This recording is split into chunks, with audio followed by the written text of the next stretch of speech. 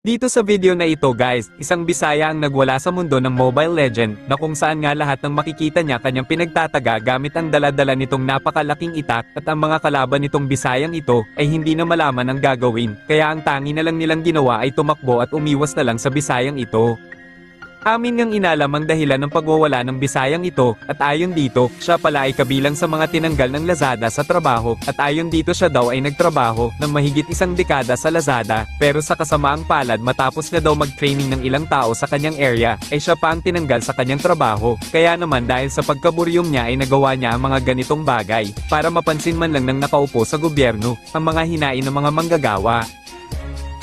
At dahil nga din sa pagkatanggal niya sa trabaho, ay nagkahiwalay sila ng kanyang pamilya, na labis na ikinalungkot ng ating bida, labis man ang kalungkutan na nadarama ng Bisayang ito, pinili niya na lang na iuwi ng probensya ang kanyang pamilya, habang ang Bisayang ito ay patuloy sa paghahanap ng ibang trabaho.